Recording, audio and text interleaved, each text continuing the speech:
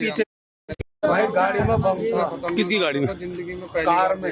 तो आप लोग वहीं खड़े थे? आप वहीं थे? मैं उसके पीछे पीछे चल रहा था कार के?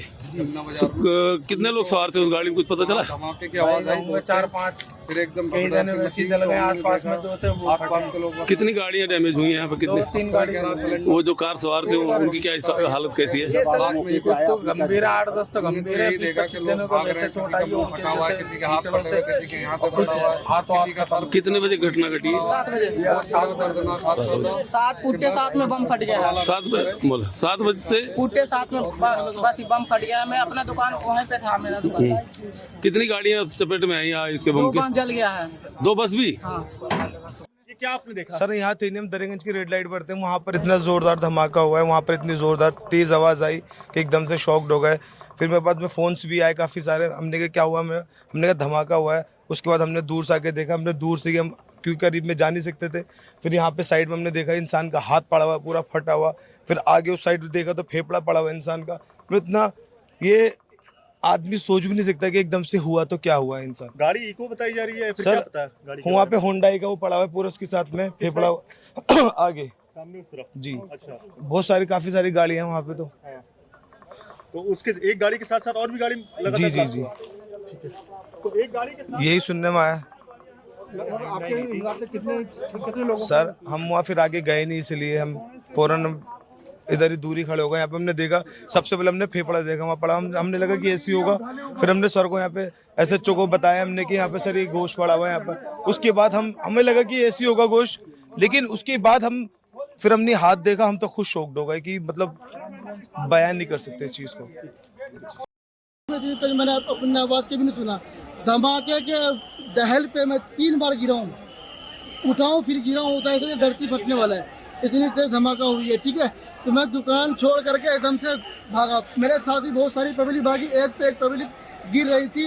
उस टाइम ऐसा लग रहा था कि हम कुछ पल में, और दूसरा धमाका हुआ था, हम मरने वाले हैं। ऐसा लग रहा कि हम बचने का चांस, ऐसा लग रहा कि मौत को मुँह से देख रहे हैं, इस तरह से नज़ारा था। तो मैं भाग करके साइकिल मार्केट में गया, वहाँ जा करके मैं एक कोल्ड ड्रिंक लिया।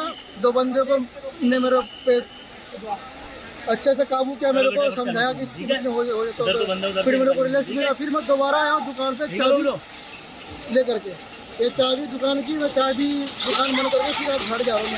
आपका यानी कि अब बहुत गया है। इस वक्त की बड़ी जानकारी हम आपको देख रहे हैं। दिल्ली कार धमाके में 9 लोगों की मौत हो गई है। यह PRO LNJP के ने कहा कि 9 लोगों की अब तक मौत हुई है, यानी कि अब बहुत बड़ा यह मामला बढ़ता जा रहा है। 9 लोगों की मौत हो चुकी है दिल्ली कार धमाके में, यानी अब जो है जांच इस बात पर की जाएगी।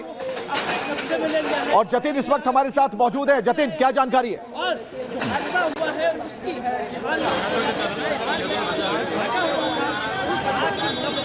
जतिन, आप हमें सुन पा रहे हैं? तो हम संपर्क करने की कोशिश कर रहे हैं, लेकिन इस धमाके के बाद जो अब तक का जो अपडेट है वो LNJP अस्पताल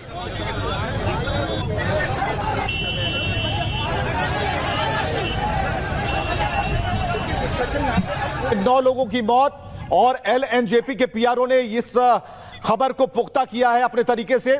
9 लोगों की मौत हो चुकी है, और Lal Qila metro station gate number 4 को आम लोगों की आवाजाही के लिए बंद कर दिया गया है। छत से देखा, तभी मैं नीचे उतर के आया कि जरा देखूं कहाँ है क्या, और तो पता नहीं किसी तरह की कोई आवाज आपने सुनी? हाँ, बम बहुत जोर आवाज आई, बिल्डिंग खिड़की हिल गई, खिड़की हिल। मार्ग पर जा रहे लोग भी इंजर्ड होने के समाचार हैं। प्राथमिक सूचना जो मिली है उसमें कुछ लोग हताहत भी हुए हैं।